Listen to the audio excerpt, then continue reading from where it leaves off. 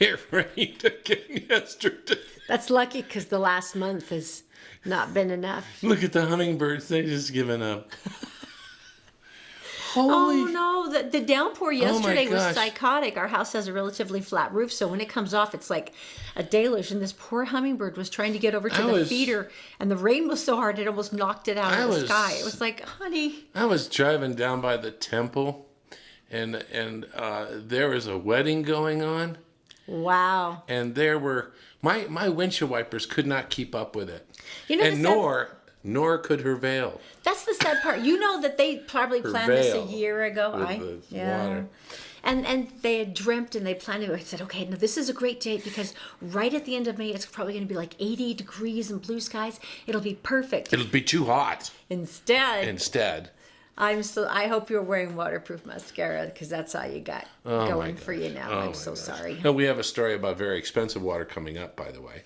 But we are stuck on this week. We are stuck on the fact that pickles seem to be becoming a bigger part of our lives. It's a theme, yes. Is it? Well, part of this is from Clara, my girlfriend in Atlanta, and she's issued a challenge. So the Kool-Aid pickle thing yesterday, which actually was surprisingly not bad. I felt like it was not a bad thing. So we're going south with the pickles. Here we go. There's another pickle experiment, yeah. Why are we doing this? I know it's 11:30 at night, but we have to. Why can't you let this go? Why are you so competitive? This go. Okay. You're so we started with pickle recipes this week on the Todd and Erin daily stream, and then my girlfriend Clarette, who's from Atlanta, sent me all these southern recipes and said, "I'm ashamed of you if you can't do these." And the first one, of course, was the Kool-Aid pickles, which really weren't bad, and then a whole bunch of other things started. But now we have the deep-fried pickles. Okay, so at this point, I say you win. Good night. No, Clarette cannot win. We can totally do the deep-fried pickles. All right, so we have. All right, so it's the soup. I guess the buttermilk recipe is what makes it southern. So we have a cup of buttermilk, a large egg, all-purpose flour, 1 cup, half teaspoon salt, and then 1 teaspoon of baking powder, and then 4 large crisp. I'll take care of the pickle part. I've already done it. So basically what you do is you take the pickles and you put anything in hot oil. You want to get all the water off, okay? Yeah, that's probably all the moisture. That would be helpful. As much as you can. And then these basically just kind of go into the soup like that. Okay. And then we're going to mix those suckers up. And then what we do is this is great because I knew he would end up just doing this. We take the magic kitchen cam and we go into where? The kitchen. I haven't seen you in the kitchen so much since the living room caught on fire. Well, there wasn't anywhere to sit anymore. Let's go. It's the action kitchen cam. Oh, is that what this is? Okay. All right, so we've got a test piece that we put in there. It looks like it worked great. So 350. Ooh, I don't know. How many can I drained put all the moisture out of it? Pretty much. All right, then those look pretty. So 350. Now, why were you telling me I couldn't do many at once? Don't crowd them. It cools the oil off and makes them soggy. Oh, we don't want soggy. No. So we're only going to do about 8 of these. A little more. Oh, look, they have like little drippy bits they do. That's kind of adorable. Of course, anything fried in oil. True, it's really, it's going to be good. Take my slipper off. I dare you. Okay. I'd probably eat it. We're going to go like that. Okay. And then we'll find out how they turn out. How long do you usually make them cook for before you turn them over? I like it when they float. And I like them when they turn them over and they're brown on both sides. Okay. All right? That's pretty specific. All right. Let's go rest. Taste test next. It's about 10 to 12 at night. I think they look delicious. Here are your pickles that you wanted. wanted. Try one up? Yeah. No, these are the ones that Clarette gave us. And we have to like them. Because I cannot have her top me.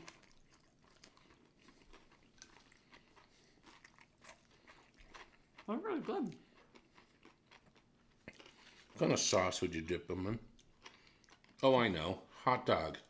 I don't think they need it. You know what they really would be better? There was a cornmeal batter. I'm going to experiment with that tomorrow. I think the cornmeal batter would work a little bit better. Great. You experiment that and see if we can find the kitchen again. That'll be awesome. That'll be amazing. All right, there you go. They are delicious. I'll have the recipe up if you want to take a look at that on the Todd and Erin dailystream.com. Pickle Wait till you experiment find number. out about tomorrow. Experiment number 352. Pickle snow cones is tomorrow. Nope. Pickle snow cones. Pickle snow cones. The Todd and Erin Daily Stream is brought to you by PC Laptops, with desktops and laptops starting as low as $7.99 with a lifetime parts and service warranty. They fix phones too. Go to PCLaptops.com. I saw this story yesterday that you're about to talk about. And oh my Lord, was it amazing. Well, obviously, because of our twins, we've got a special spot for kiddos with autism. And there's so many children with disabilities that have spectacular talents. But this kid knocked out America's Got Talent. I mean, like, big time. He knocked out Simon Cowell, who is possibly the meanest human being on this planet. He smiles a lot more. This is probably true. They maybe I've make noticed him now. that, yeah. Cody Lee, he's from Tooele. Not only does he have autism, he's also blind. And he came walking out on his mom's arm, and she must be a goddess. His mom, Tina, said he's going to be singing Donny Hathaway's A Song for You. Right. So she sat him down at the piano, and they're all sitting here waiting. First and of all, he busts out. Not a pop song. No, it's a beautiful, beautiful not a pop song. And he was funny because he came out like Sammy Davis Jr. He's like, "What are you gonna do?" And he goes, "I'm gonna do a song." And you're like, "Oh my gosh, what are you gonna do?" And then he just kicks some butt with it. I mean, to a spectacular, unimaginable level. The thing that's so beautiful about it, he is a musical savant. He never learned through books or tutoring or anything. He did it all on his own. But Simon Cowell, it was beautiful. He said, I don't know what it's like to live in Cody's world, but I can tell from your obvious relationship, the two of you, the love and the power that you have together. And he said, your voice is absolutely fantastic. You have beautiful tone. And thank you so much for trusting us on this show. This is from Simon Cowell and the Gabrielle Union, who I adore. Yeah. Gave him, I guess, the Golden Award, which means it's a hands down guaranteed you're going to the next round. So what's the Utah connection here? He's from Tooele. He's from Tooele. He grew up there. But it's interesting. I just think it's so gorgeous. His mom said, you ask him to carry on a simple conversation and he just can't do it. But if you put him in front of a piano, he translates music like the universe. I just think that's gorgeous. It's very cool. Someone who can sell ice cubes to an Eskimo. There's some people, they're that slick, and you're like, I need that. Some people can do that. I will start with people who sell water in a bottle. Now, I'm trying to think. 30 years ago, this would have been like, why would you do that? When Perrier was the first. Perrier was the first. Everyone was like, "Oh, screw you! You're gonna put water. You're gonna put water in a bottle. People are gonna buy it. You just what are you token on it? And we did. We all did. And now, of course, everything is bottled water, and there's trillions and trillions of bottles in the landfill. But it becomes increasingly expensive. Not with these. These I don't think would come in plastic. These would come in fine crystal. Encased in solid gold. $34 per liter. It's Berg from Canada. Are these Berg as in iceberg? Iceberg.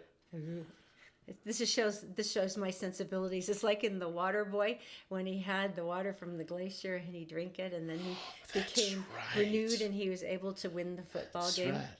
This is my intellect, ladies and gentlemen. You can do it. That's my reference. You can do it all night long. These are expensive bottled waters. This one comes from Tasmania in Australia.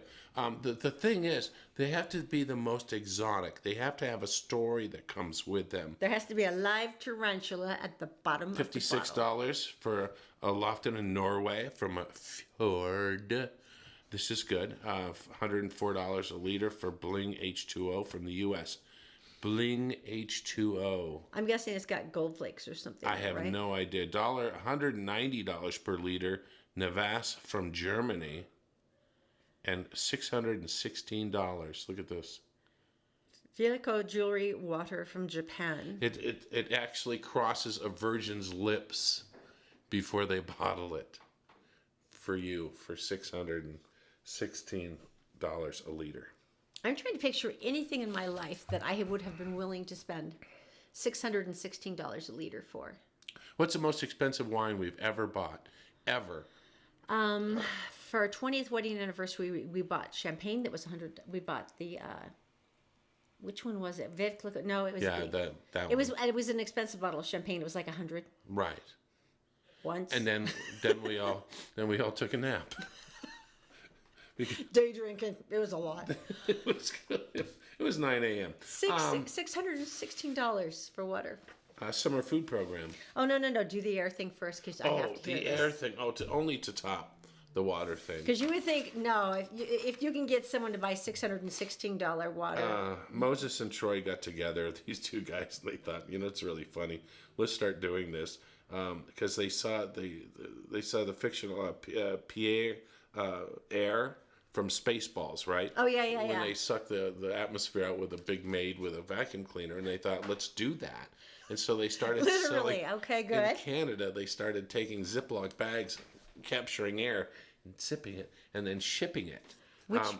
Which part are they from? And they ended up losing money because of the shipping costs. Oh, the shipping. So what they did was they took a compressor. Oh, this is Alberta, that's one of the more pristine areas, yeah. They went up to Alberta and they compressed air, and then they brought them home and they put them into small canisters with masks on them. Now this is good for 161 second breaths. Sells for $32.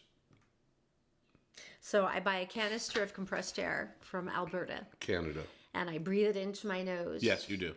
And I say... And all of Canada comes alive in your face. Alberta. Right. Where it's really big is China, India, Korea, and Vietnam, and Dubai. That makes sense, though, because of the air pollution. And so even if you're just getting that image of, I'm breathing pure air, I could see where that would be like a certain novelty. The guy's got a suction hose that's sucking... They show them sitting on a snowdrift. They've got a generator going. Air. Hope that doesn't get in the inlet. And they're putting it in scuba tanks, basically, is what they're doing. And then they're turning around, and they said we're doing about $300,000 worth of sales right now. You're lying. No. And he says as soon as they open up, this is from Lake Louise in Banff. That is a beautiful in Canada. area. I've been there. Mm-hmm. It is beautiful, and they said it's going to be millions once they open up into China. They're going to be on retail stores on shelves in China with compressed air. Yes. $300,000 a year. Yes. What do we have here in Utah? What?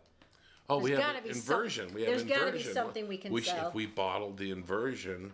Do you need more pollution? We have it. We have crickets. No, we actually don't. It was the whole Mormon era. Let's but go they're with not the around inversion, anymore. I think. Let's do that. What do we possibly have here in Utah that we can bottle? There's got to be something. We'll work on it. Okay. Summer food meal program going on right now with the food bank. This is a big deal. This is the one thing that people always forget about. 1 out of every 5 kids in Utah experiences hunger during summer because the subsidized school lunches and the school breakfast are something that's not available. It's a scary thing. You would be amazed at how many kids that is their one hot full meal of the day. Food security, is that right? In food insecurity. Insecurity. And so basically what they're doing with the program, they feed 100,000 meals for kids during the season.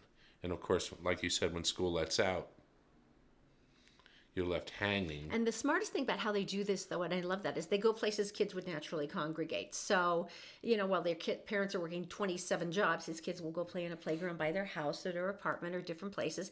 And that's where these food lunch programs are actually going. There's also 15 schools that are actually doing it on a daily basis, Monday through Friday. And so offering that up. And all you have to do, if you want more information, go to Summer Meal Program online, and it'll lay out all the different places, all the different ages. The restrictions are very, very slight. Well, here's something I want you to think about. And we had talked about this once before, a couple of weeks ago. And so all of you, just think this through with me. One of the things that Todd and I loved about this is because what they were doing is starting to sprout up art programs around the lunch, where kids could have lunch and then they could do art programs. They started doing reading programs so that kids could take a book home with them and they could work on their reading during the summer, because that's when you see that massive fall off Right. if they don't get a chance to keep it up. Right. What if we all did a couple of these programs together, and we like adopted one of the parks, or we went with one of the programs and we said, can we do this part for you? Well, you know what? How many of you would jump in with me? Would you just Exactly. mention it in the comments? Because I'm dead serious. I want to know who would do it with us, because we're going to do this year. Well, we need to jump in with the food bank because they have licensing, and it's for 18-year-old kids and younger. And so if we jump in with them and we can make this work and maybe expand it, you know, an orange and a sandwich and a juice goes a long way. But then if you include something else, Exactly. reading or art or something Exactly. that's feeding the kid's soul too, then you've got everything. This is very true. Okay, so just will you make a mention in the comments if you think that you'd be interested in that, or it's a project your family would like to help us with? Because I really do want to pull people together. I think this is something we would totally rock at this summer. Now, what is this? What is this one? Oh, this is amazing. I didn't realize this until you told me yesterday that I had no idea. Here in the United States, we've already had 500 tornadoes this year. 500 tornadoes. It's not even tornado season yet. No. In 30 days.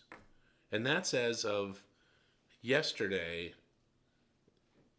500 as of yesterday. Now we're probably at like 550. This isn't even tornado weather yet. Well, With the combination of heat and well, here's the deal. Gregory Beck, he's legally blind due to diabetes. He's a double amputee. He's a war veteran. He lives in St. Louis, Missouri. He has a wheelchair. Now, he does hand wheel. He doesn't have a power wheelchair. Sure. This is what he can afford. He had just left the grocery store and the tornado siren started blaring. what? The tornado siren started blaring. And you're in a wheelchair with your grocery bags away from your home and safety. This is the part that kills me. Seth Phillips, who's 16 years old, Right. was just getting into the van with his mom, and he was watching cars drive past this gentleman who was wheeling his wheelchair as fast as he can. They're going, hurry up, why are you still on the road? And the sirens are going off? Yeah, and the cars passing are telling him to hurry up and get to safety. So what's a kid No do? one stopped and helped him. So Seth got out of the van. He said, Mom, look, just follow us if you can or whatever, but I'm going to push him.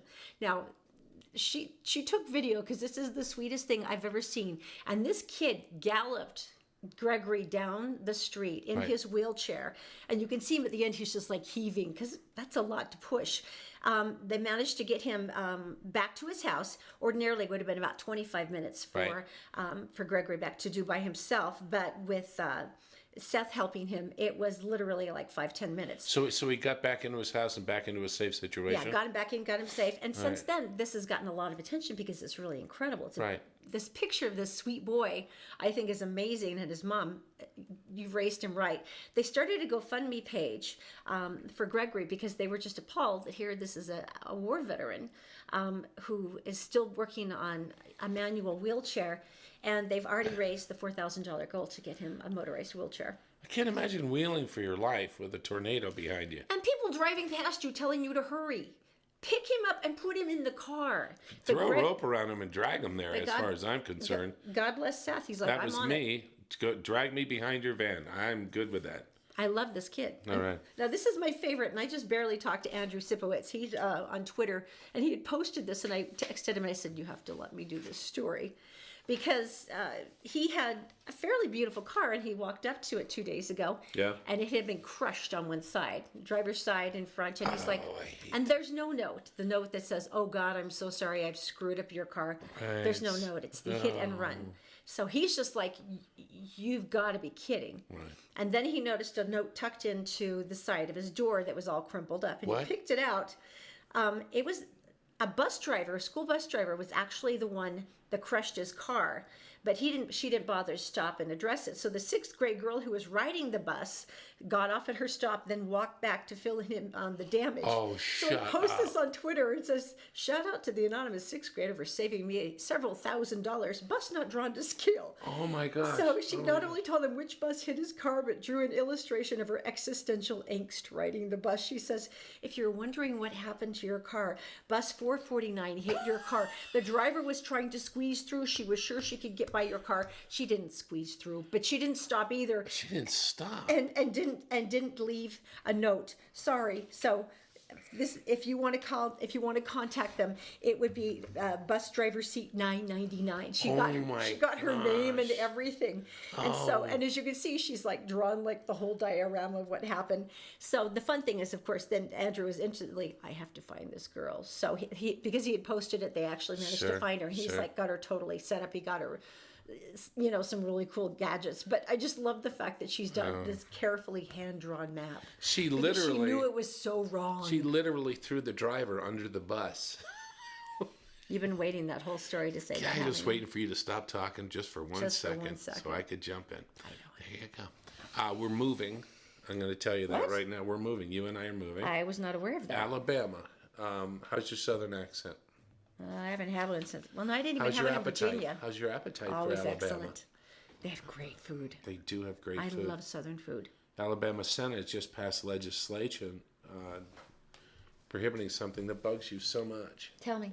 Well, we'll start thinking about packing and moving to Alabama. The weather's a little more humid. What could possibly motivate me? What would be a law passed that would be so... Driving. What about driving? Has to do with driving. Okay. Has to do with driving and the fact that if you drive for a mile and a half in the left lane... The passing lane? And do not pull over or pass anyone, you are going to get a ticket. A large ticket. We're moving to Alabama. I told you. Is there anything that makes you more insane than that person squatting in the passing lane? I'm taking care of you. I'm not going anywhere. Usually under the speed limit, and there's a massive line of cars behind him, but they're not giving up their God-given right to get out of the passing lane.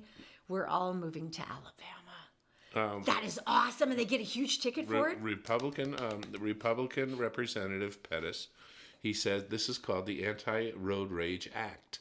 You know what? That's actually a very good point because that sets people off. It makes them half insane.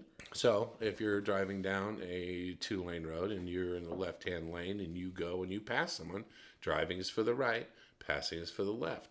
And that's passing, just not passing. Squatting. Passing. So when you get out there and go, I'm going the speed limit. You shouldn't go any faster than I am anyway. They will bust your butt with a big butt ticket. So that's why we're moving. Oh, we are so moving. Okay. So if you have friends there, let us know so we can say hi and maybe find a place. We can do this show anywhere. I'll live by the side of the road just to watch the tickets. I'll be so happy. Wouldn't that be funny? Just keep showing those videos of people. What? Instant karma. You're pulled over in the left, and then everybody gets to pull over and. Thank you. All right. That is awesome. Thanks for the pickles. Mm-hmm.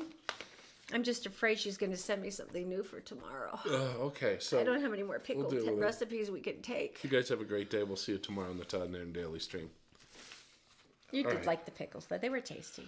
I've had them in restaurants as well. They were acceptable. They were acceptable. Oh, they were good. Still a little novelty, but they were good. It's not like I made you eat catfish or like alligator bites. It was pickles. Don't pick on catfish. What's wrong with you? It's a southern thing. See you tomorrow. Alabama, that's where we're moving. Better get used to it. I'm fine with Better it. get used to hush puppies. Oh, yeah, we're going back to hush puppies and grits. Oh, I miss hush puppies. I don't miss grits. Yeah, and sweet tea. Man-made cement. But it has no flavor. Add sugar to it. What'd you just do? Never mind. Goodbye. See ya. Show's over.